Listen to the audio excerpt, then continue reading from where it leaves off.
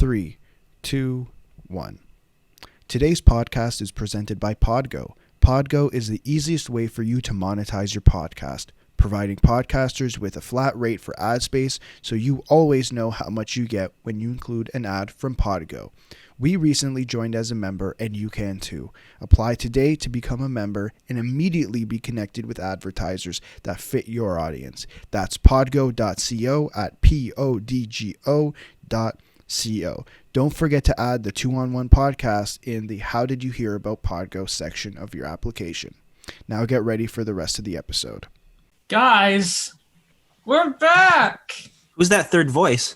It's Adam back again in a mumbled, distorted mess. I was listening to the last episode, and I was like, Jesus Christ, you could understand what I was saying, but it was definitely rough. It's not. It's I'm better still today. Getting that swelling down. But no one cares about that. They're here for the hockey talk, boys. I know. You're off the IR. We love it. Yeah. Still kind of day-to-day monitoring the situation. His cap hit's now on the books. Yeah. it's later on so we can get like Mike or Harmon on for a sort of rental situation here. Give up a solid second rounder. Try and bring in some support, eh? I don't know where we're going with this. The condition, Adam, on the next episode next year is on for the full 3 hours. Oh my God. No. That's a condition of the pick. No, there's a thing in my contract where I cap out if a podcast is longer than The Godfather. I didn't know we had contracts. I know. Yeah, well, I guess your agent didn't tell you. No. My agent, yeah. This is when like if Marc-Andre Fleury gets traded, there's a picture of like the shocked Daniel face we have in the and then it's like there's a sword in the back. It just says Adam. And it's like, oh man. So guys, yeah, I'm gonna try and go back to being hosty boy, but like my mouth, it's hosty or toasty? What? Hosty or toasty? I'm quite chill. It's quite chilly actually right now. Fall is full effect. So it's more hosty, not toasty. Okay. That's hard to say toasty. With my voice, it's kind of like it almost sounds like a lisp. Toasty. That's in Mortal Kombat. Mortal Kombat? No, that sounds terrible. Okay, we should probably... Okay. We were supposed to record at 12. It is 12:19 on October 4th, and we have not started talking hockey. So, I don't think there's a better way to start the show than like, we're Eastern Canadians. And there's nothing we love more than laughing. Actually, Central. No. Yeah, we're considered Central Canada. Okay, well, Alex, just sit there and stop the bit mid-sentence. Anyway. That was Daniel who did that, by the way. Just in Did I say Alex? Yeah. Oh, I'm sorry. I meant to say always blaming me. I'm the innocent one all the time. No, you're not. You become... Okay, let's talk about hockey. And okay, if you're gonna just stop on my bit, we're fans of Eastern Conference team. We live like in Toronto and Montreal, respectively, and there's nothing quite like laughing at the Edmonton Oilers and the Calgary Flames, of course. Because a big story in the league has obviously been Oliver Ekman-Larsson. It very much looks like he is done playing for the Arizona Coyotes. And before we get into speculation, Vancouver and Boston, looks like OEL rejected. Expanding his no-trade clause to Calgary and Edmonton. It is not a good look, is it, Alex, when you are the Edmonton Oilers and you have the second-best player in the world in Connor McDavid and the rating MVP in Leon Draisaitl, and you can't attract a guy like Oliver Ekman-Larsson. Maybe because your team's not good. That's a definite. They didn't make the playoffs. I'm not going to comment on them not making the playoffs because I know if I say that, I'll never hear the end of it. But, I mean, I think Leon Draisaitl is a top 10 player in this game. Is that fair to say?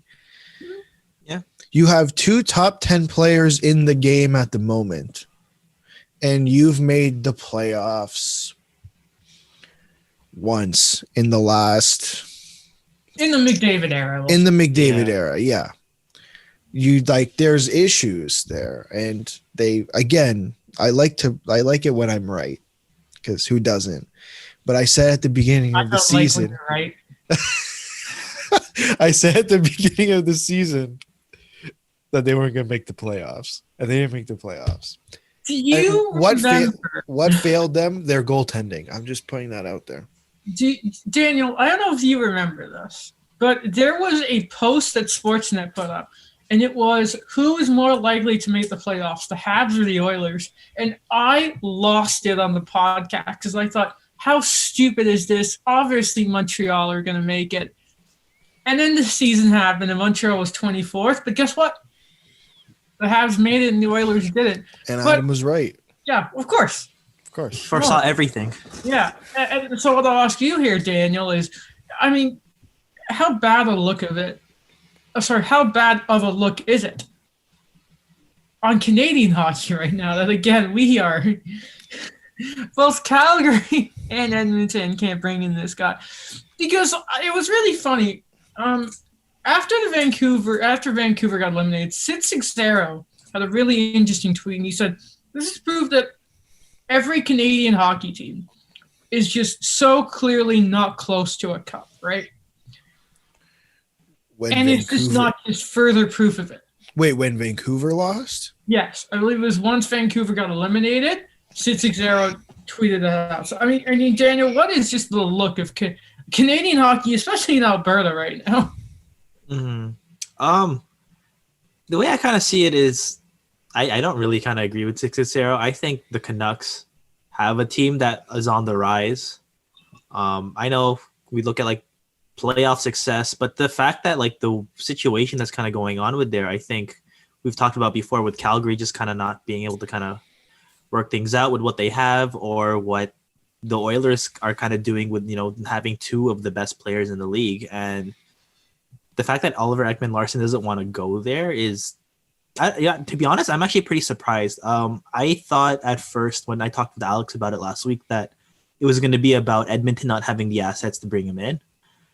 But a guy that kind of openly says like he doesn't want to expand his list to that team, it is a bad look to it. But I'm gonna give Edmonton the benefit of the doubt, because I think that even though they don't really have the depth to kind of show for it or the success the last few years, like they have gotten better than what they were like 2-3 years ago. I'm gonna use a quote. I'm gonna quote Adam here, because when we were talking about we in our group chat we were talking about, I think it was Devin Dubnyk and Martin Jones, and Adam goes, "Well, what was it? Was it cow poop is better than horse poop?" Or it was something like cow poop smells nicer than cat poop, I assume, but they're still poop. Oh, that's what it is. Yeah, and that's kind of what happened in Edmonton. Just to quickly add on, I don't necessarily agree with it's a bad look on Canadian hockey because he has Vancouver on his list. This is true, right? So I think I'm not saying it's. I don't want to say I don't know what the reasons he said he wants to go to Vancouver over Edmonton and Calgary. Like maybe he has his own personal reasons. Maybe it's the weather. Maybe it's this. I was gonna say I don't know. Like I don't know. I'm not in Oliver Ekman-Larsson's head, and he hasn't really come out and said why. But I think Adam makes a very good point in saying you have two of the top 10, two of the best players in the game, and you still can't attract a guy like this. Listen, I know McDavid's not Nathan McKinnon. But I mean, honestly. So last night there was, despite not having any hockey, there was a mini headlines, David Amber with Chris Johnson, Elliot Friedman on a little Zoom call, I believe it was. And continuing on the OEL front, Friedman did say that the Coyotes asked Oliver Ekman-Larsson to expand his no-trade clause past Boston and Vancouver. And he said no. Hilarious. He's right. Yeah. And when it comes to dealing with both these teams, of course, Vancouver seems to be more eager to get the deal done than Boston to get OEL. But apparently Arizona seems to like the Bruins prospects more. So I guess let's talk about Vancouver, because we all know that they are a team that is against the cap. And let's just say for the sake of it, if this deal happens, Louis Eriksson has to go the other way. You're still gaining more cap space. on top of still having to re-sign Markstrom to Foley, and then still all your young guys are due over the either next year or this year. I believe it was Jeff Merrick might have said this, or it was Brian Burke on Hockey Central. Vancouver aren't really the team. I know you said they're on the up, Daniel, but they don't strike me as the kind of team to be making this kind of move, especially when you still have to pay your core very, very soon. Mm-hmm. I agree with here's where I agree with that. Because you have to give up assets to get this player, I think it's a kind of a dangerous game to play. But if Oliver and I know this is a very big but if Oliver Ekman-Larsson is a free agent, I think we're having a different story. We're having a different conversation, because now you don't have to give up. You're going to have to give up some type of asset, whether it's another first round pick, whether it's Brock Besser, whether it's Virtanen, Gaudette, and whoever else. You're going to have to give up assets to get this player. In free agency, all you're giving up is cap space, and I think you're at that point. There's going to be other moves that Jim Benning could make to build around that. That's why I think it's a good addition to build on for next year. I'm just not a fan of how they would have to go and do that. Daniel, the man. Yeah, I kind of agree that it's something that could kind of help them as they keep coming on the up and up. It's just, it's the thing about, the hardest part is starting, really knowing what that kind of deal would look like. How would you kind of bring him in, and how you kind of work around the money? We've talked about that 12 million block of contracts that the Canucks kind of have with Eriksson, Beagle, and Roussel, and how you kind of move around that and who you're going to pay. And it's a kind of thing where I see also the Oilers, where they feel they are right now to kind of make that step. I know he's not on the list, but it's something where I kind of see they really have to analyze where are we right now and how are we going to contend, because to me it reminds me of the Blackhawks, where they kind of felt that we have these guys on the up and up. Cam Barker didn't make it, but Seabrook, Keith, Taves, Kane, they had these guys, and then when that was already established, which I think in Vancouver it's happening now, they went out and got Marian Hossa, they got the Brian Campbell, they got these guys where they felt that they could really contend. And I remember it was James Myrtle talking about how this Canucks team reminds him of the 08, the 09 Blackhawks, that they're probably gonna have cap trouble now, but it's something that they're gonna have cap trouble later, but it's something that they view that there's gonna be a window there. I just wanted to get before we move on, a very quick thought. Frank Saravelli of TSN reported that it's been believed that the Bruins offered Torrey Krug sort of take their leave it 6-year deal worth $39 million. That would be a AAV of $6.5 million. When I saw that, I think you guys did talk about it last episode. Yeah. But that's pretty fair. That's a really, really fair deal to me. I just wanted to mention, he could probably get maybe towards 7 on the open market. But geez, I thought, given the culture of that team, I think you mentioned this, Daniel, I thought he would have stayed for that.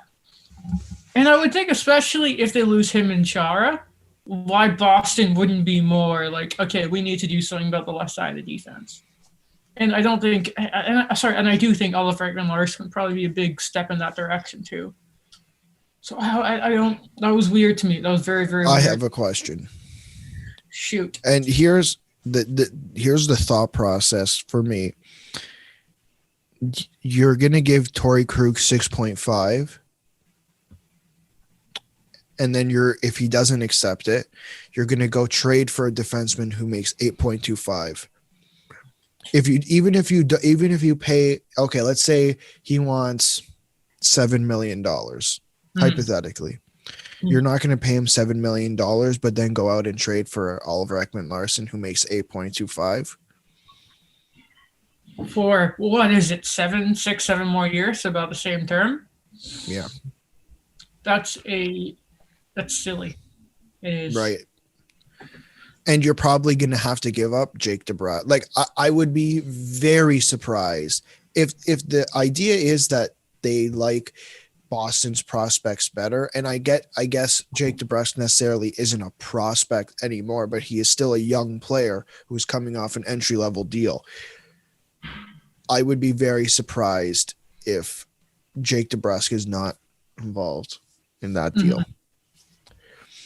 God, I hate that idea of giving up Jake DeBrusk. He is I just had and I don't mean to pull the heartstrings of Leafs fans, but after he scored the Game 7 goal where Jake Gardiner took the body and then Freddie led in the weak goal, of him going past the bench and pulling on the Bruins logo, I mean, that is a Bruins player. I think they'd be so silly to give him up. Yeah. Okay, before we get to Tampa Bay, and because I don't know how long my mouth is going to hold up, do we want to do our trade stuff? I mean, our signing improvement stuff. Sure. Okay, while the lads are just getting their stuff up. Listeners, I thought that we'd have a good little thing here. Of course, this is the last episode we have before coming up on the draft and free agency. And, of course, we are a centered Habs and Leafs podcast. But, we haven't had a whole lot of really juicy stuff. A Kapanen deal and Joe Edmondson signing. Great. That's been the highlight of our team's offseason. So what I asked the fellas to do, and I've done it myself, is let's come up with a few names that each of the Montreal Canadiens and the Toronto Maple Leafs should target, either, free agency, trading, just someone in this offseason. So, guys, because he's going to have honorable mentions. Like 10 of them.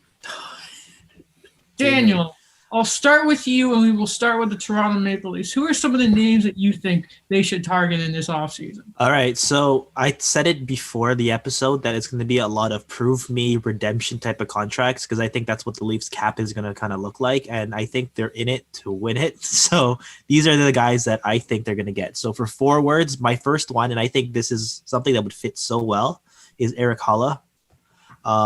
I think, the injuries and inconsistencies have been there. His cap hit is about 2.75 before, but he's the kind of guy where I believe it was on Sportsnet. It was Emily Sadler, where she talked about he's a good culture guy who everyone kind of liked in the locker room. He fits anywhere in the top 9, and I think he's someone that has really kind of shown that, when he was kind of thrown in the Vincent Trocheck trade, like he's someone that's still kind of looking for maybe a short-term deal to kind of show that I still have it. I could still be an important part of a forward core. Second guy. Oh yeah, go on. Was he part of the Vincent Trocheck deal? Yes.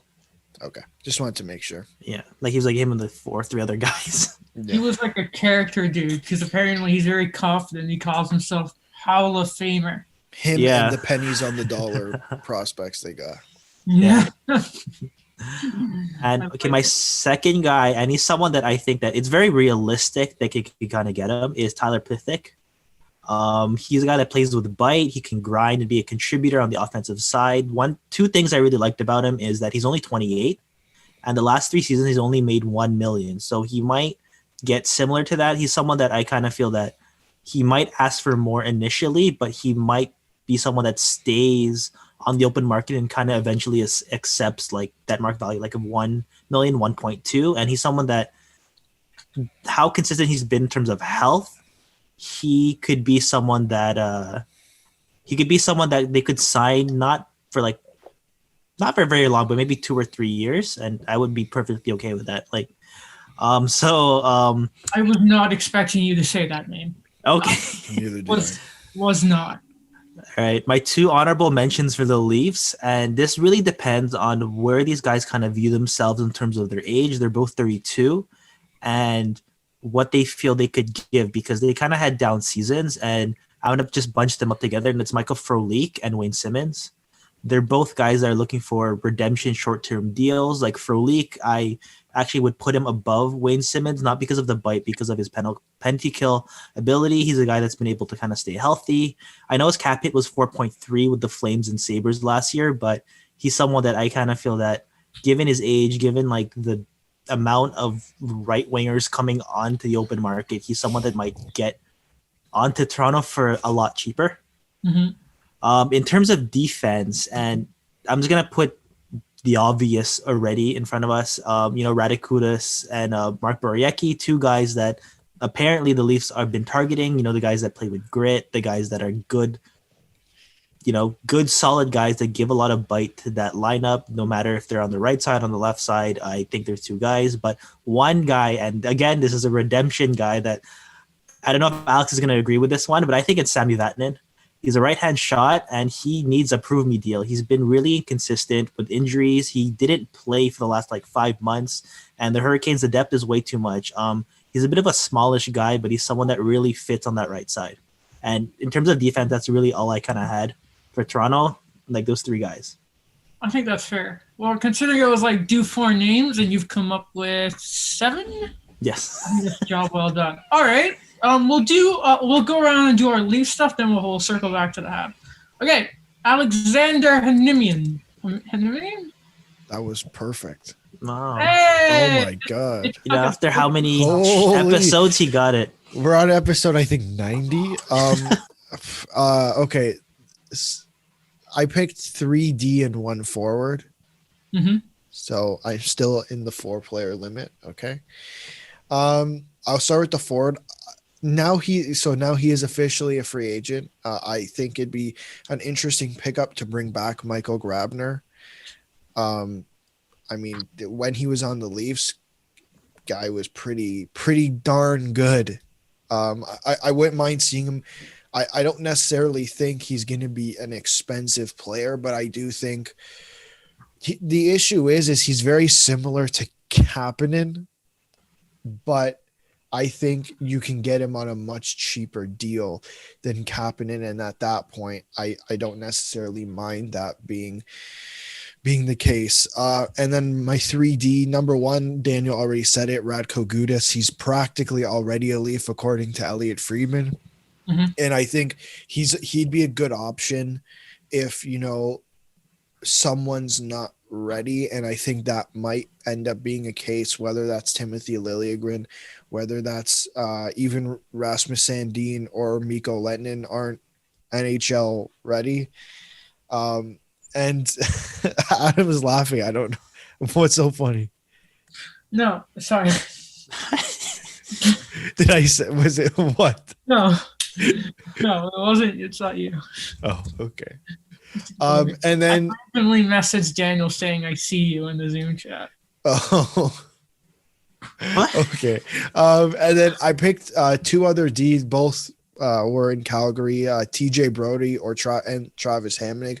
I don't necessarily think they go for both. I just think they're both of them play on the right side. Even though TJ Brody's left-handed, he's extremely comfortable on the right side.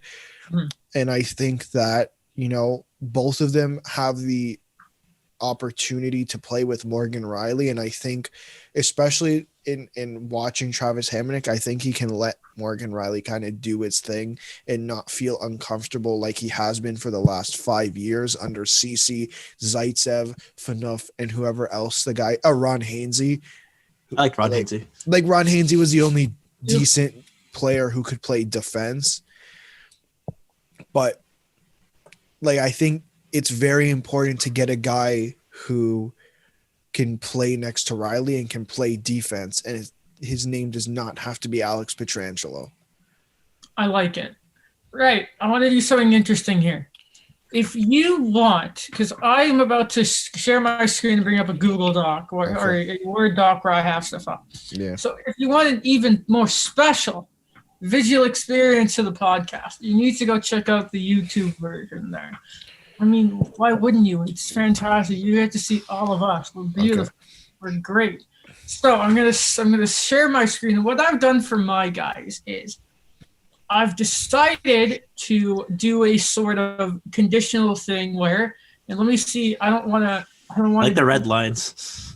First, my option is a trade route, and I have gone with from the Colorado Avalanche, Nikita Zadorov. Now, you're probably thinking, Adam, why would the Leafs get Nikita Zadorov? Well, he is left-handed, but he can play on both sides of the ice. In Colorado right now, they have a lot of young defensemen, and Nikita Zadorov, despite being on apparently the trade block for like the last 6 years, I think he would be a decent option. And he's physical.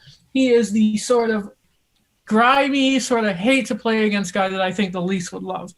My next option here is Siding. And see, I went with two names here because I kind of figured that we would all have the same names. And it was either TJ Brody, of course, he was almost a Leaf, but Kadri nixed the trade over the summer. And, of course, Radko Gudas. I mean, right-handed, physical dude. You don't like playing against him. Next, I have an offer sheet option. And I have the young right-handed defenseman. And I even looked at his advanced stats. Philip Myers from the Philadelphia Flyers. He's right-handed. He's young. He's safe in his own end. He's not selfish, rushing. His offensive numbers are a bit more tame. I think he'd be a good option. And I have a gamble option as my final one. He's a UFA. He is a former Leaf. And if you can get an affordable contract, I think a lot of people would like him. The return of Matt Martin. I like that one. I guess. Yeah. What do we say? I mean, I think the Brody and Gudas one are more realistic than most of them. I could see Matt Martin coming back, and I think he'd be a good fourth line guy as long as the coach doesn't overuse him. I didn't necessarily think of Nikita Zadorov just because I think if the team signs Radko Gudas, I don't necessarily think they sign Nikita Zadorov just because where is he going to play? Like, I don't know if I'm necessarily comfortable with him playing next to Riley. Whereas, I think I'd be much more comfortable playing him next to Dermott or Sandin or Lettinen on the bottom pair. And with Phil, I didn't think about an offer sheet just because I don't think the Leafs are in that market because I don't necessarily think they're interested. I don't know how interested they are in giving up picks. Like, I don't know. I worry about them giving up lots of picks. I just thought I'd spice it up a bit. Yeah. You think at his stage in his career, what would it be the compensation? Like, it'd be around 3.5 a year? So it's a second round pick? Yeah. Yeah. I think I really like Phil Myers. That's a great name. I do too. Real junior guy. Exactly. So shall we go to the Montreal Canadiens? Okay. Yeah. All right. Since I'm here, I'm going to start. First of all, back to my screen share. I'm like a professor. All right. First of all, I have a little statement here. So I've previously been a big fan of bringing in Mike Hoffman. But with these options, I've actually done a bit of research, and I've looked at some advanced numbers and opinions here. So as you can see, I'm going to say I've changed my mind when it comes to Mike Hoffman. Because apparently, Dom Lucians has called him a empty calorie player. He only scores. Now, if you're Patrick Laine and you can score 40 to 50, I'm okay if that's all you can do.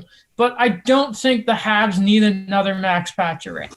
And Bergevin in a French interview recently made that very clear. But what does that mean, though? When we talk about Pacioretty, it's like the guy doesn't show up in the playoffs.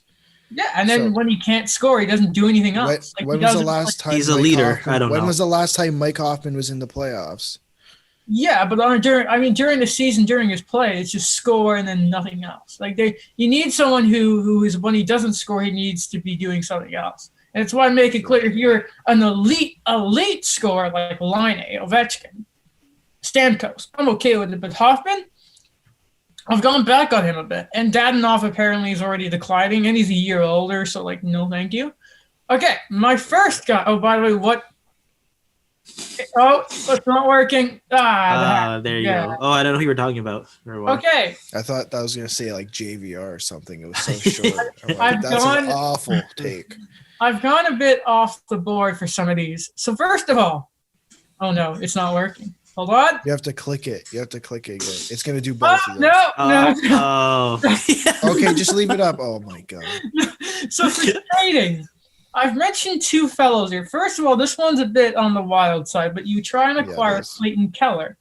Because apparently the Coyotes are exploring trade options with him, which I thought was insane. They're just imploding everywhere, that's why. Yeah, and you know what Clayton Keller needs? Probably a centerman who's really good at making sick passes. By the way, go look at Thomas Tatar highlights.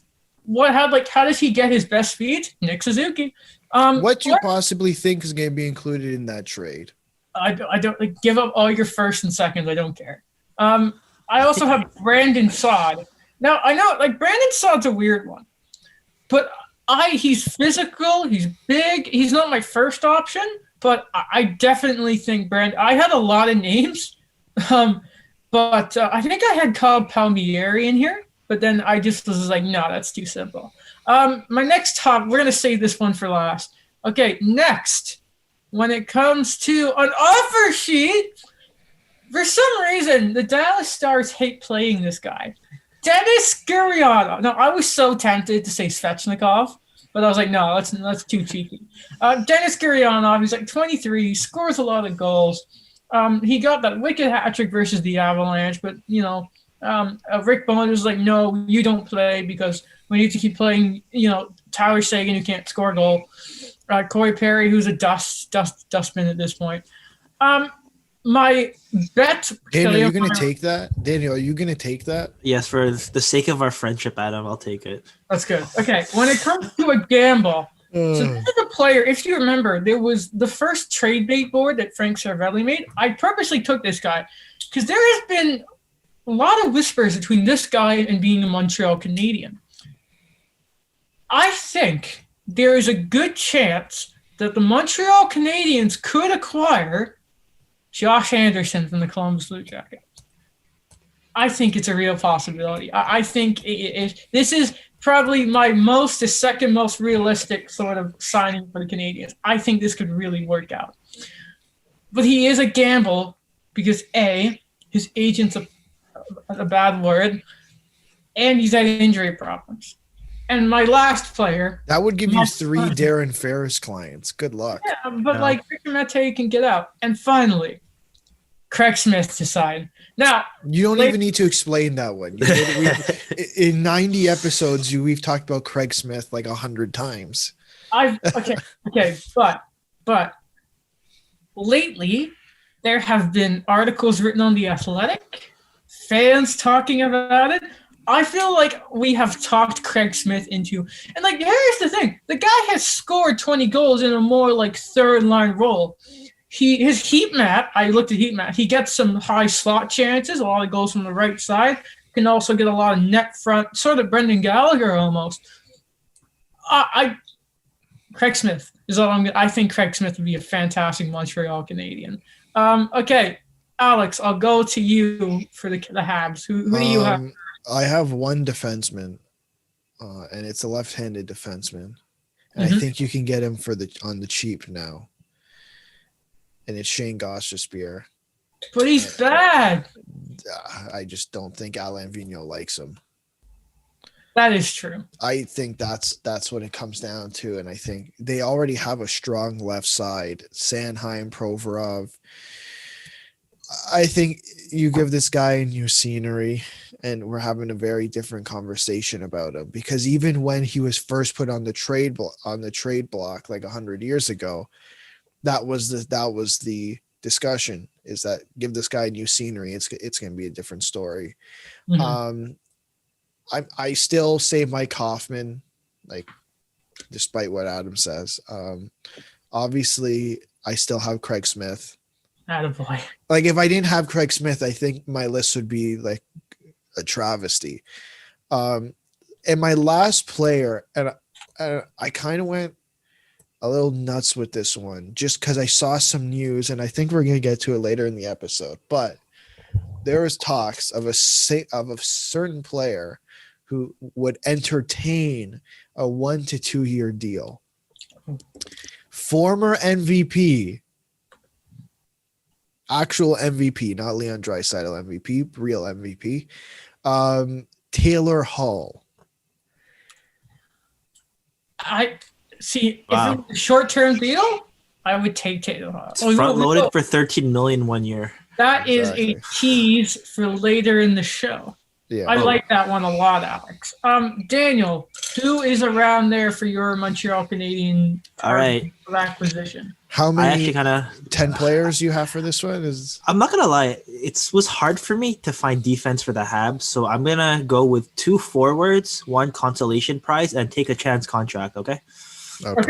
Okay. My first. So you one, actually have 4 players? Yeah, 4 players, but just 4 forwards.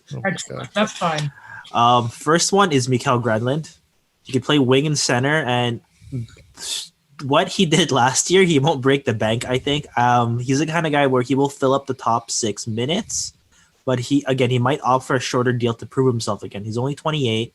He's a guy that has shown in the past, especially with the Wild, that he could play that top position. And honestly, like if they lose like a Danault, they lose a Tatar, I think this is a perfect replacement for the team. This one is a big one, and I look back on the Paul Stastny Jets situation on how Winnipeg carved cap space to get him, and he still didn't sign with them. So I'm gonna say that. By the way. Yeah, I'm gonna say that they get Tyler Toffoli. He's in his prime. I would be so happy. I think by the time the Canucks kind of figure out what they want to do with him, what they're going to do with the other contracts, he's going to be like, I got a better deal with Montreal. I'm going to sign here, and I already know I'm going to be guaranteed, top line or top 6 minutes. So I think that'd be a big thing, especially with Mark Bergevin saying that he wants to compete. I think it'd be a perfect fit for them. And it's not like the Mike Hoffman thing. Like Toffoli plays an excellent 2-way game, and you can still depend on him for that 50 or 60 points.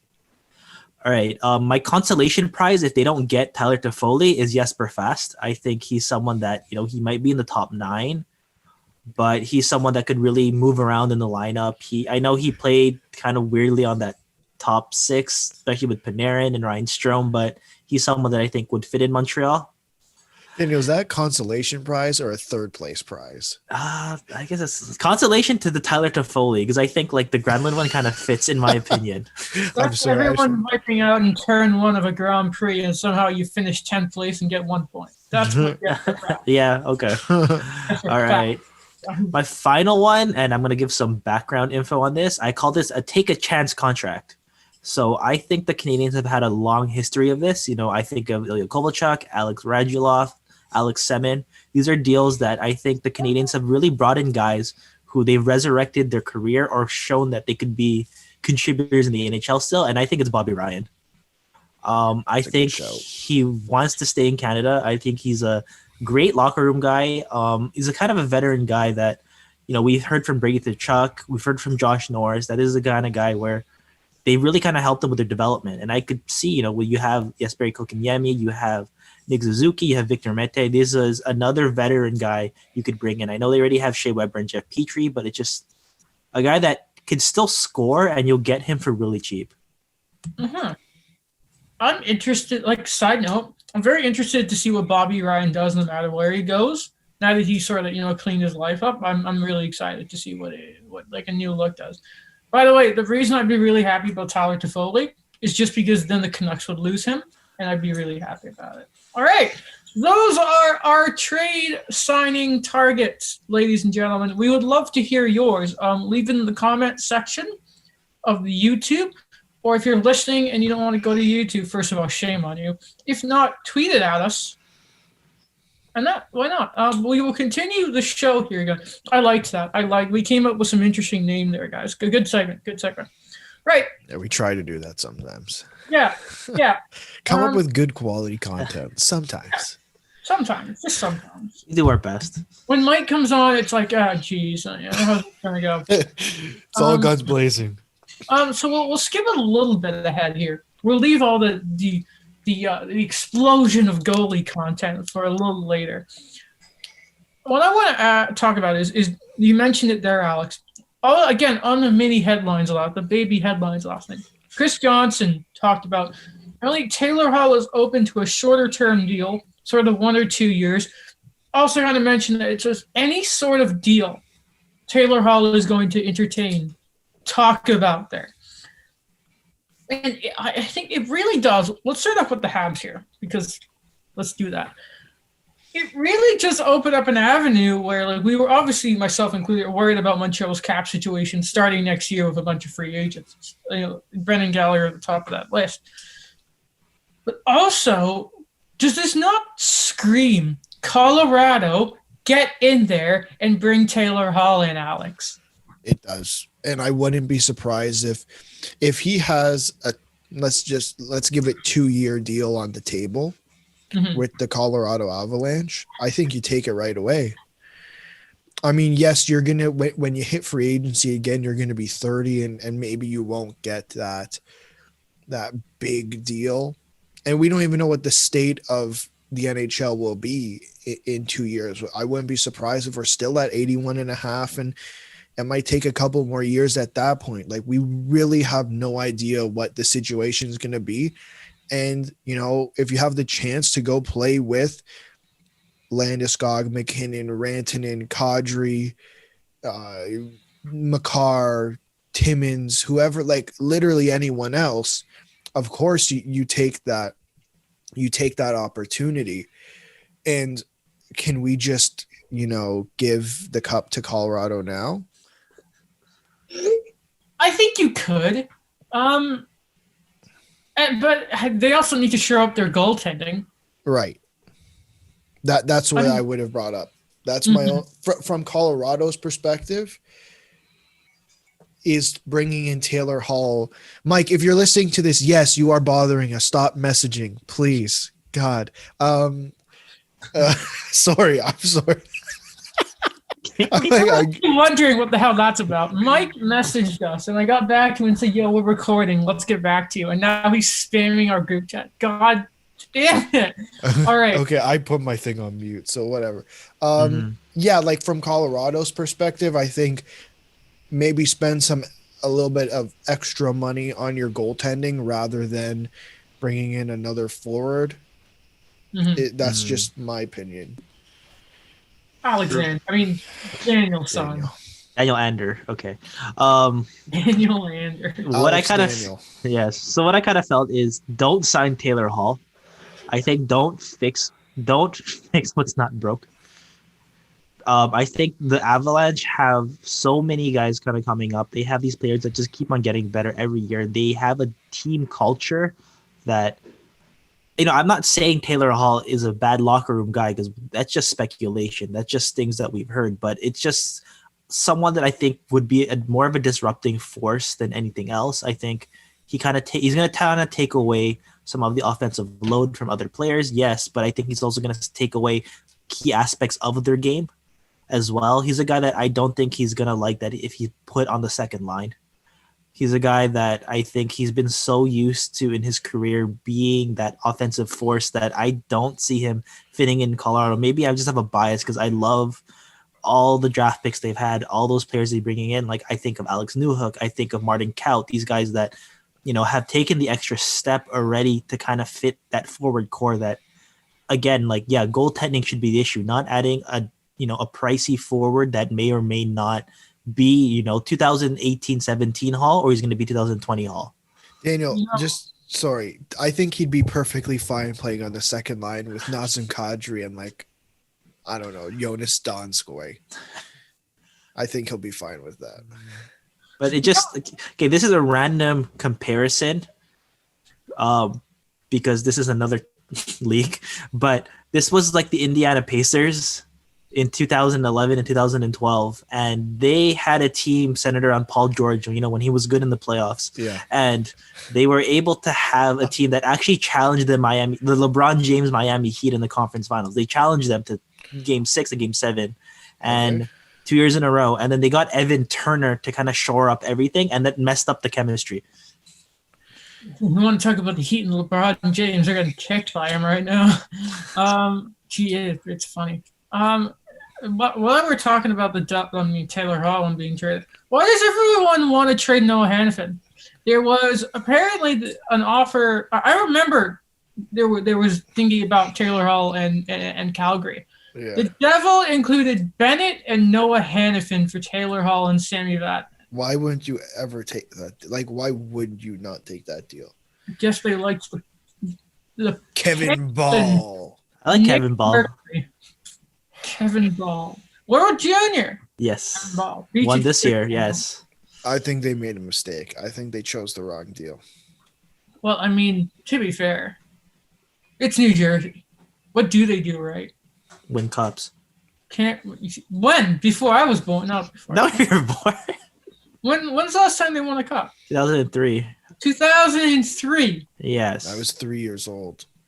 I would be turning 4. I was just raising my family, my young family at the time. Daniel's just aging himself. We had just flown in from the Philippines. Yes. Wanted the Canadian dream. It reminds me of the 1986 Cup I remember watching back in college. Who won in 1986? The Oilers, probably. No, it was in Montreal. Montreal, their best team was in the 70s. The 80s was like the Oilers and Because the... Patrick Roy won twice, right? Yes. Yes. So 1993 and what? I'm saying 87. It was the 87? Montreal Canadiens. Was it? Yeah. It's just they've won so many. It was like rookie year. They beat Calgary 4-2 in the series. Well, you know what's funny? Because I think, didn't Calgary beat Montreal in 89? And that's when you did it, Lanny happened, and then he retired? Didn't he beat LA? No. I don't know. They No, beat LA lost. in 93. Yeah, 93. Okay. They beat Kelly Hrudey. Kelly Hrudey. Okay. Went off topic. But yeah, anyways, with the Devils, Yeah. honestly, I think the Arizona deal was better. I think they getting another pick in this deep draft was good. Getting other prospects that I think that they didn't get a chance. It's been good. You know, we've talked about Noah Hannafin for the last 5 years, ever since the Leafs were supposed to pick him instead of Mitch Marner. And he's a guy that, you know, he's been given the opportunities. He's probably still going to blossom. He's going to prove me wrong, like a Dougie Hamilton situation. But he is someone that I think that at the time or is right now, I don't think it would have worked out the same way. I think that he's in a better situation in Calgary than he would have been in New Jersey. You know what? I don't agree. Okay. I don't agree either. He would have been a top 4 guy. He would have been second pair behind Will Butcher. And then you have Andy Green until they traded him.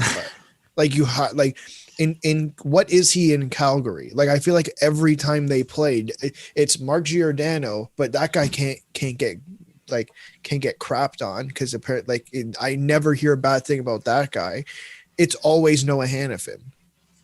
That's what I kind of feel too. Like it's like a weird thing. Like we're gonna there is that possibility that maybe he'll become something more than he has been, but I don't know. Like the same amount of minutes he's been getting, or a bigger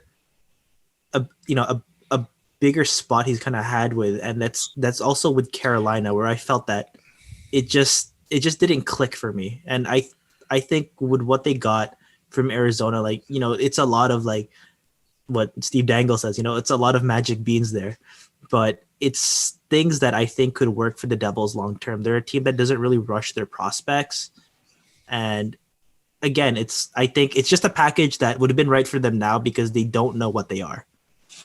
Except Jack Hughes. And it's like a lot of contracts there that they have to see what they have before they commit money. Like aside from PK Subban. He's a free agent next year, eh? Yeah. Poor guy. I miss him. Right.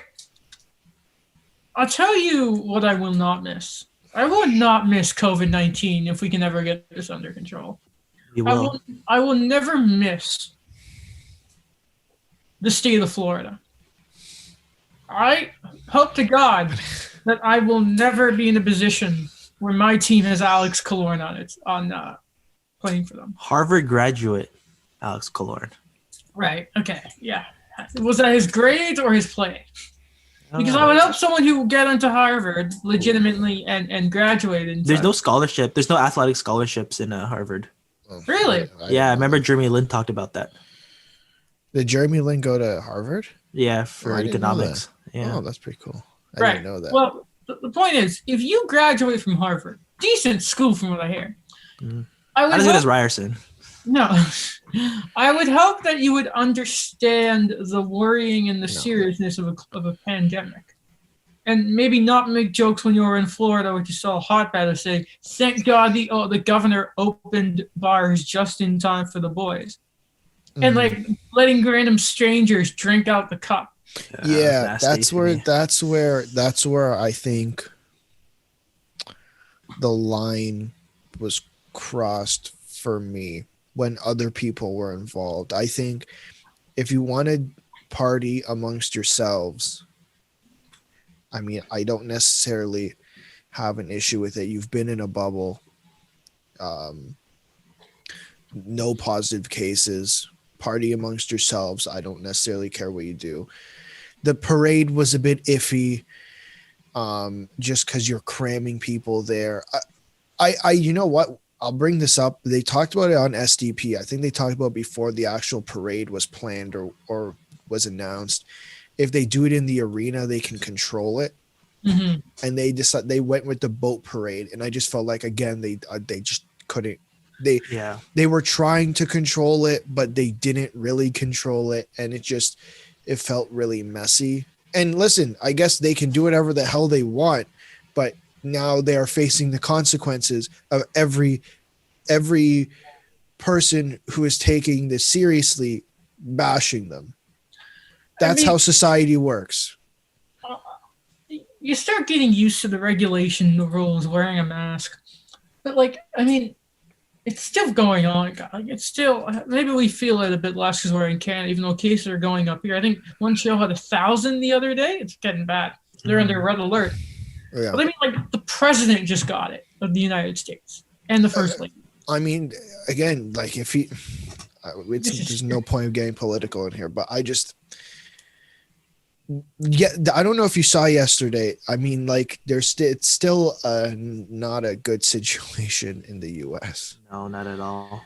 Right. So I don't know. Like, I think Daniel and I brought it up at the end of the show because I just seen the picture and the photo, the videos. I literally hadn't seen it before that. I'm like, great. Like, I don't know what I'm supposed to say. Like, don't do it. But when I say don't do it, it's like, oh, they can do whatever they want. Okay, they can do whatever they want. I'm just telling you they shouldn't do it.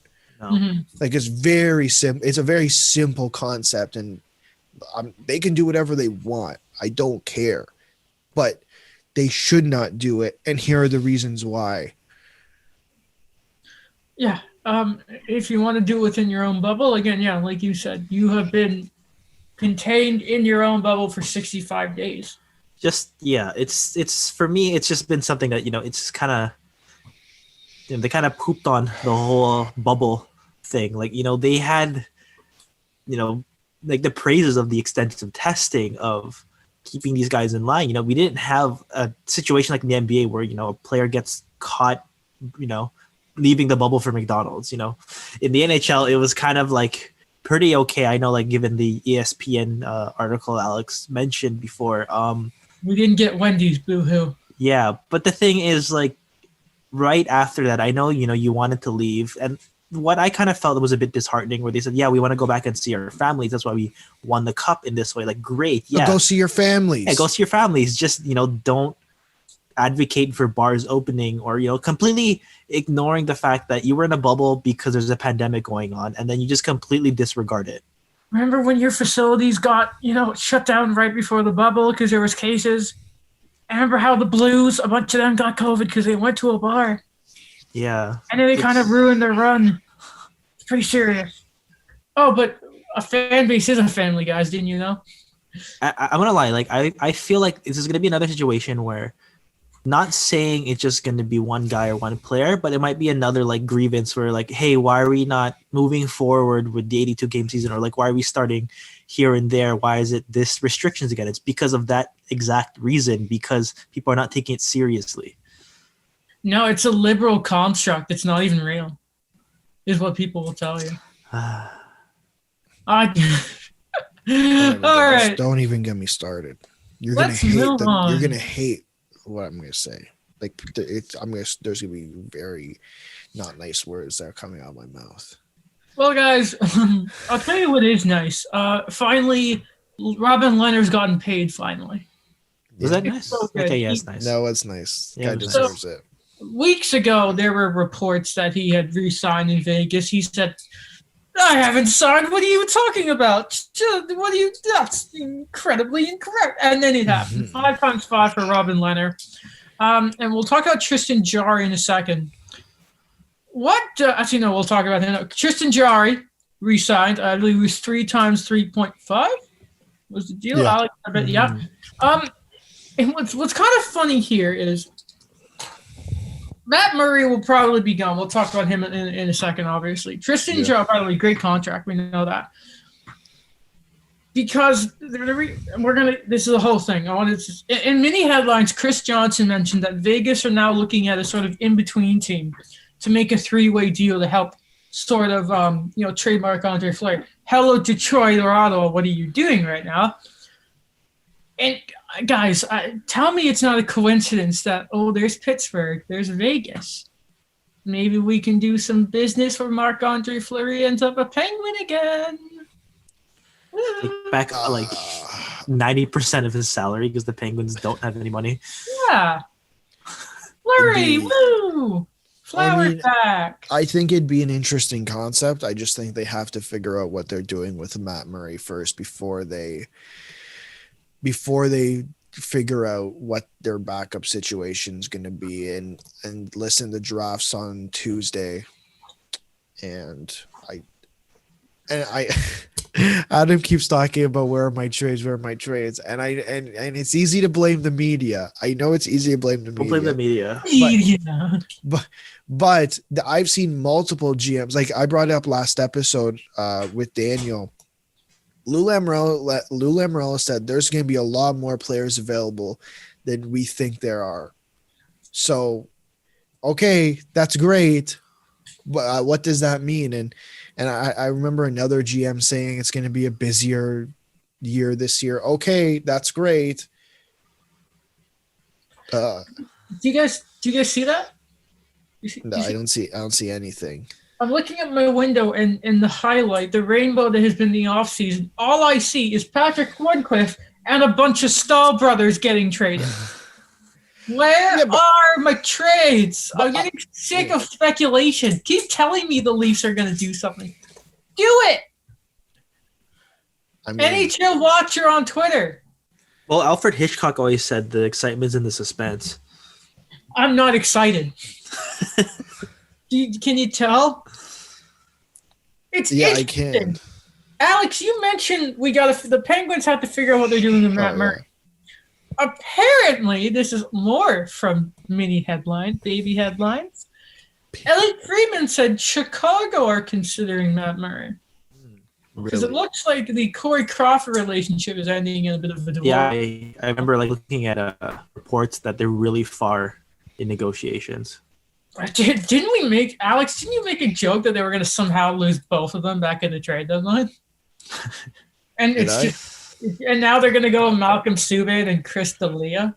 I remember talking about Malcolm Subban and Chris D'Elia. I don't remember what I said, but yeah. There was something funny I saw. I can't remember, but Robin Lehner did reply to it on Twitter, where they misquoted him saying, and they said on his time in Chicago, and it's the coach, the head coach, and the goalie always get blamed for a team is losing, and then they said his thoughts on Chicago, and he said no, that was about Buffalo. I mean, there's more than just Buffalo, but than just those two. Oh my God. What would Chicago give up to get Murray? That's not a team that should be giving up assets. I'm surprised. They get it for cheap. Can I be honest? Let me just double check that this player previously played. I'm 99% sure he did. But I'm surprised they're not bringing Corey Crawford back, because you know who they just brought back? Oh, Brendan Perlini. Brendan Peary, yeah. Brendan Perry. Yeah. I'm just saying they're bringing the band back together. I remember he was their top prospect for a while. They're like, yeah, we just don't have any room on our cup-winning team. He's really gonna break out. This Played a team few is games. He was pretty yeah. good, and then they traded him to Florida. This team's absolutely ridiculous. Isn't that like 20 goal, 4 assist guy? Yeah, he was good on the Ducks, Absolutely. and then I don't know why I didn't resign him. He was a Duck? Yeah, like he was a deadline pickup. They gave up like a 6th for him. I believe you. Okay, so what are you giving up for Matt Murray? Because like I don't see anything. Like I got an idea. And this would be the biggest Jim Benning move ever. Jim Rutherford. I am so sorry. Brendan Saad. But he's like a Taves' best friend though. After Kane. I'm just saying. It just seems like that would be a him type move. I mean, they don't have anything else. I thought they have like Nick Beaudin, but you're not going to trade him. You're not going to trade Bogfist. They have guys. It's just like you're not in a position to trade them. Much more valuable than Matt Murray. Yeah, because he sucks. Right. More goaltending stuff. This is from Elliot Friedman with the baby headlines as well. Chicago, no, I said that already. Sorry. Washington. The Washington Capitals apparently are considering bringing in Henrik Lundqvist. That's not Colorado. That's going against my theory that he's going to the Penguins on $1.5 million. I think it's around the same idea. Like, I think when Daniel and I, or even we talked about it last episode too with you, Adam, the names that we brought up, I think I brought up Vegas, Daniel brought up Pittsburgh and Vancouver. They're all and now Washington, they're all teams who have, with the exception of Vegas, have younger starting goalies who could use some nice backup help and some experience. Mm-hmm. I would be Yeah, surprised. I think it worked out pretty well if he went to Washington. See, no. Because I just don't like Washington. That's the only thing. But why? I don't know. I've always been like I don't know. You guys are too young to remember, but I remember when I was little. Or I don't know. I'm screwing up the timeline now. If I was raising a young family or if I was in elementary school anymore. Can't remember anymore. Just too many.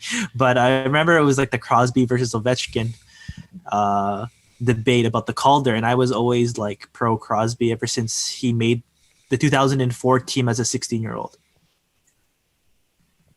That's why you don't like Ovechkin. Okay, so why doesn't he go to Washington? No, I think he goes. It's just my own personal opinion. I'd rather he go to the Penguins or the Canucks. Yeah. Okay, Adam, you seem to not like this move. Why don't you like it? It's not Colorado. Okay. That's why. So no actual reason. No? Just it's not Colorado. Yeah. He goes to Chicago. No, I'm kidding. If he went to Chicago, I think I'd just give up. If they re-signed Corey Crawford and brought in Henrik Lundqvist, would that be the oldest goalie tandem to ever play? 36 and 38, right? Is there an older one you can think of? Oh yes, Martin Brodeur and Johan Hedberg. They were both over 40 when they went to the Cup final in 2012. That's a good one. Okay, cool. Look at Daniel with these random facts. I love it. Alex, do you want to handle these last two because the mouth is starting to go with it? Yeah. I'll do it. Around, but like. Okay. So a couple episodes ago, I think now, Daniel and I talked about Patrick Laine and the rumors surrounding Patrick Laine. We put out a clip, and someone actually responded, which was. Thank you for that, by the way. Which is wonderful. Yes. You're welcome. I feel so bad. It's Adam's burner account. I feel like I'm gonna butcher his name, and I feel really bad. It's Yanni Yonkari. It's the O and the A with the 2 dots above it. So I don't know if there's a special way of pronouncing it, and I apologize. The whole thing, or by the end of it, we were talking about Scheifele and Laine playing together. And it was such an issue, and I don't understand why Scheifele and Laine aren't playing together. And the person who responded really made it made me understand it. So I'm going to read it. The issue of playing Laine with Scheifele is twofold. One, you have Maurice that values effort and leadership above skill. And number two, you have a long-term captain in Wheeler who is the exact type of player Maurice loves. You would have to demote Wheeler, and they're just not going to do that. There was a rumor that Maurice asked Wheeler for consent before he broke up that first line when Little got injured. That is the level of respect and favoritism Wheeler enjoys in Maurice's eyes. Regardless if the rumor is true or not, I think that is the issue. Both Maurice and Wheeler have been with the organization for a long time, and you're not going to teach an old dog new tricks. One of those two needs to go to actually make things to become different in Winnipeg. First off, thank you for the comment. Yeah. Maybe if you make that good a point, mention on the show. Yeah. Mm-hmm. If you make a comment like your mom doesn't even let you stay up to watch the Vegas game. Yeah. No, I won't bring it up. It's just a perfect representation of Vancouver. No, it was about, I think was it about Vancouver or was it about Vegas? Yes, because they were going on a bad stretch, but they had just beaten Vegas. That's why. After we recorded, and the guy was like, "You're a loser." It's like, well, the Canucks are too. Anyway, what were you saying? Is that maybe why Jets fans hate Paul Maurice? And all year we were like, "Why do you hate him? Look at the job he's doing." It's because this Laine has been just abused. Go ahead. When I first saw it, is like I didn't think that was kind of going on. All I kind of thought was when I'm looking at that forward core with the Jets, I thought it was just a Kane and Taves situation. You never put them together because you need to, spread out the skill. Or if we're gonna do a more personal comparison, you never put Bobby Ryan with Corey Perry and Ryan Getzlaf. You always let him have his own line. So I always kind of thought it was like that. You spread out the talent. Daniel, you could probably answer this better than I can because I actually don't know the answer. Who was Patrick Kane's center? For a while, it was when they won. I remember 2013. It was Michael Handzus. And then after they traded Brandon Saad, it was Artem Anisimov because it was the Panarin Anisimov Kane line. And then, with Taves with Hossa and then whoever on the left side. Because, I guess. I just, this whole situation feels very messy to me. Brian Bickle. Sorry, just remember that. Brian Bickle on the left side. If I'm Kevin Sheffield, I look at it if I'm Kevin Cheveldayoff, what do I do? Because you have to get Patrick Laine a center to play with.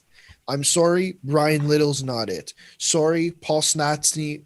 I mean, he was Paul good. Stastny I think he fit. Could have been it. Unfortunately, they couldn't get him signed. He pulled a Tyler Toffoli. No, I don't know if Tyler Toffoli's going to pull that off.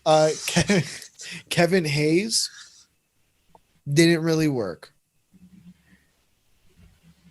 So you still haven't gotten this guy a center, and now you're going to trade Patrick Laine for a center and a defenseman. Yeah. Now the rumor is that apparently the offer from the Hurricanes is Martin Nakash and a defenseman who's unnamed. Who we couldn't find. They didn't have the name for yet. Brady Shea, why not? But yeah. What? I don't understand. You just go out and get a center. Yeah, that's like that's probably that and a right-hand shot. It's like the hardest thing to get on the market. Devil's advocate. Well, then what do you trade to get that center in? Do you know who needs to get rid of salary right now and you can probably get for cheaper than usual? Tyler Johnson. Fair enough. I don't know. Killorn. He's played center before. More of a. I don't know. Where do you get your D from? Free agency. We listed how many defensemen. This is true. We listed Hamonic. We listed Brody. We listed Gudas. We listed Pietrangelo. We didn't list it, but that's an option. Sammy Vatanen. Sammy Vatanen. Like, there's lists of names you can go out and get defensemen. Like, you're not. Why would you trade Patrick Laine to Minnesota and get Matt Dumba plus? As an example. Solution there. Pardon? Listen, you notice how easy you came up with a solution there? And for some reason, and again, it's like, oh, we're scared of negotiations and all that. It's like, well, frickin', so what? You do the whole Jacob Trouba thing all over? I know different circumstances because Trouba's like family thing, but like, you can't just let this guy who, like, think about it like this. Laine has a bad year, and it's 30 goals. The only player I can think who has a bad year and is 30 is Stamkos and Ovechkin. Do you know what would make him happy? Play him with Mark Scheifele. Screw Blake Wheeler. I'm sorry. I don't care if he's your captain. Play him on the second line. It's not like you're taking him out of the lineup. God forbid. Like, that's such a joke. Patrick Kane has played on the second line. You're not technically Malkin as well. Austin Matthews is playing on the second line. Well, technically, it's two first lines, and the third line is one second line. I'm fine. I'm just giving. It's just another example. It's just another example. Jordan Wheels played on the second line. Yeah, good comparison. We've talked. Like, I think we had a discussion about it. About we can't let the inmates run the asylum. Mm-hmm. You had to go ask Blake Wheeler if you can move him. Rumored. If it's the rumor, who's running the asylum? The Joker. Blake Wheeler. Good one. Good job. If you're on the YouTube channel, you can see kind of what Adam's doing, what he's holding, because it's kind of making me laugh right now in this episode. When you put it like by your ears, it just made me laugh. Yeah. I look like a predator, like from the movie Predator. Like this? Yeah, that one. Okay. What do they call it? Like the Yanzabit or something? Yeah. But you see where the issue, like, you're going to trade Patrick Laine because he's unhappy. He's unhappy because you don't want to play him with Mark Scheifele. Then go get him a center. Like, you've tried and you've failed. You had him for 20 games, 3 times. Can't keep doing the whole rental because keep trading their first rounders. Yeah, like, just package that with some stuff and get, like, I'm sorry, like, I know people see Jack Roslovic. Well, just if he's so good, just package him with a guy and go get your centerman because.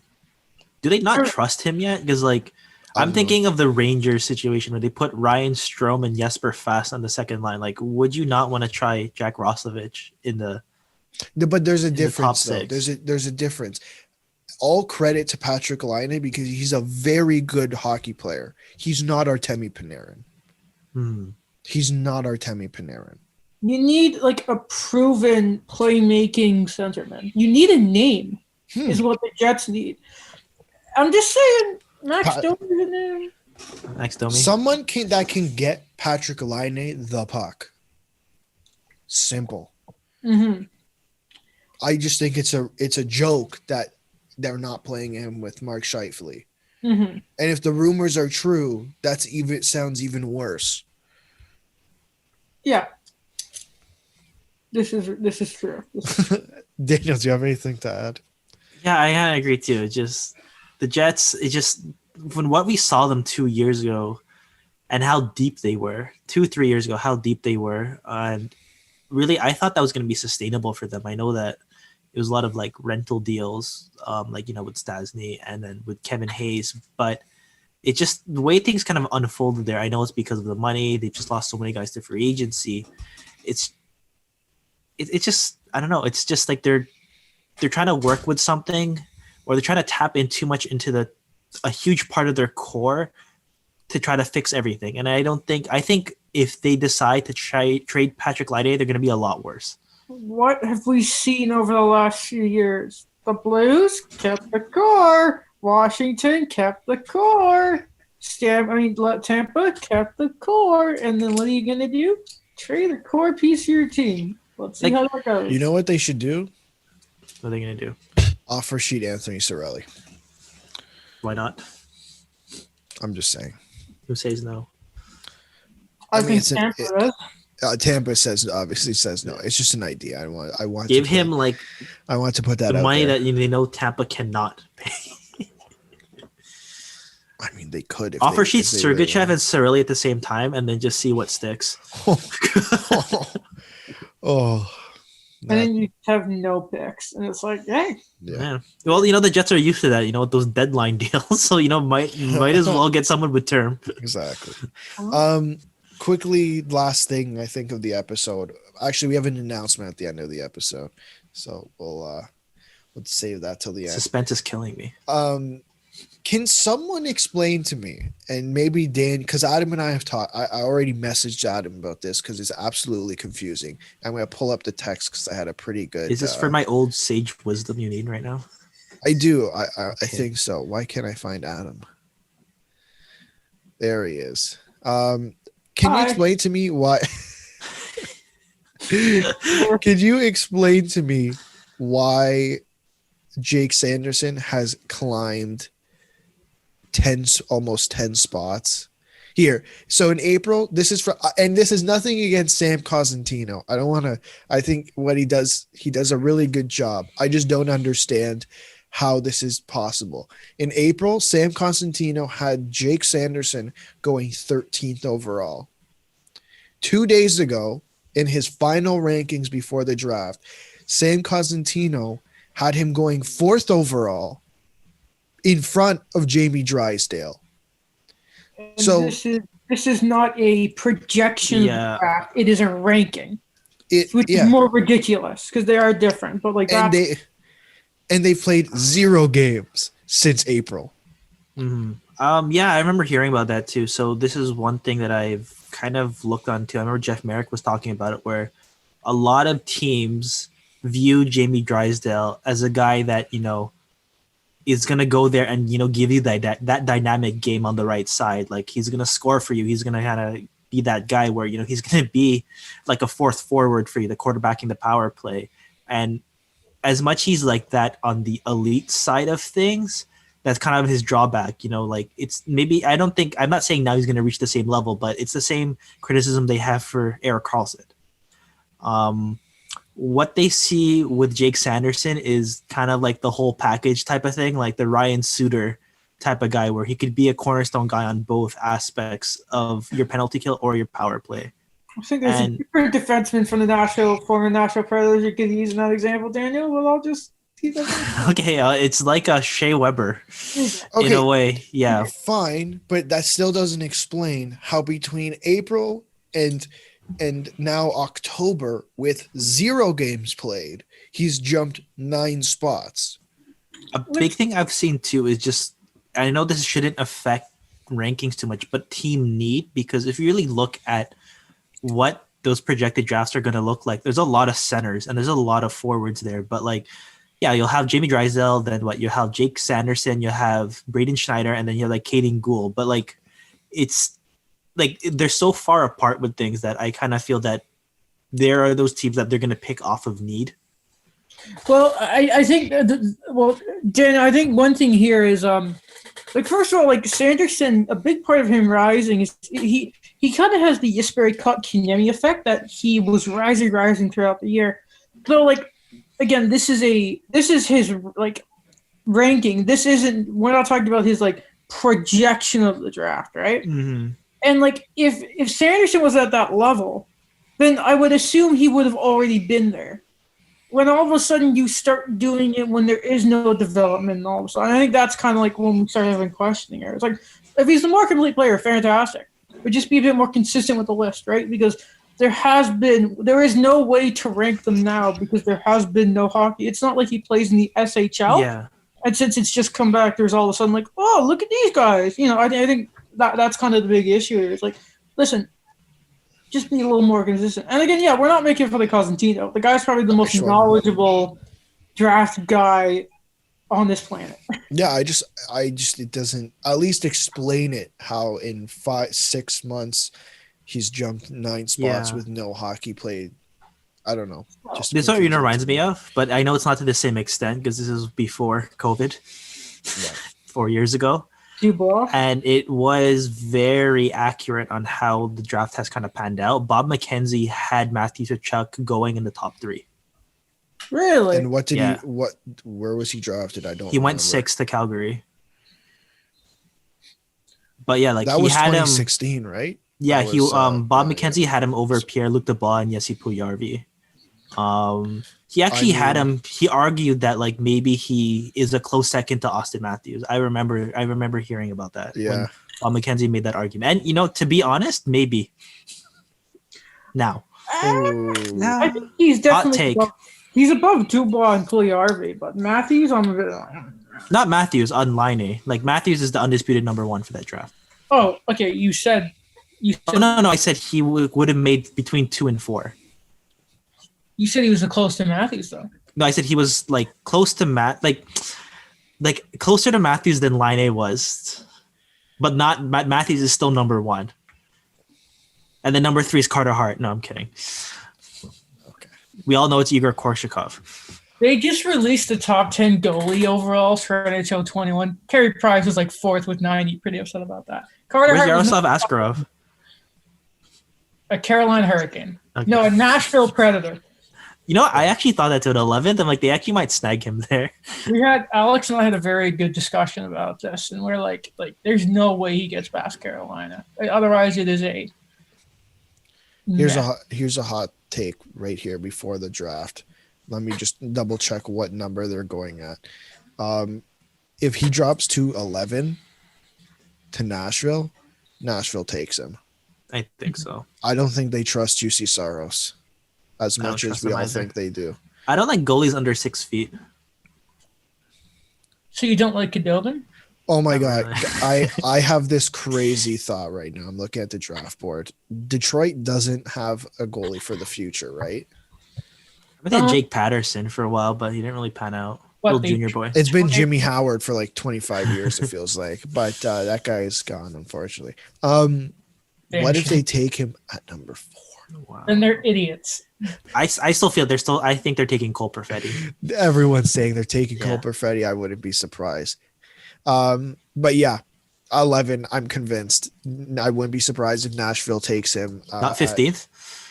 No, he doesn't drop to 15th. No way he gets past Carolina. Before the draft, I'm going to just start with Alex, and then I'll go to Adam. Okay. Who, if the Leafs don't trade the pick, who is your number 1 guy the Leafs take at 15th? Oh. I think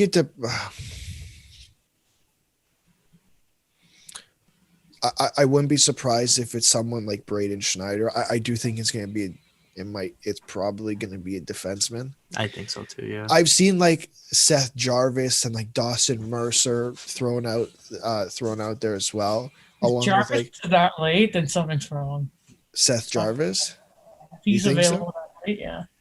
That's fine. It's just these are the ideas that are thrown out there, but like someone like Braden Schneider, I think like he's right-handed defenseman, and he could be available around there. I wouldn't mind taking him.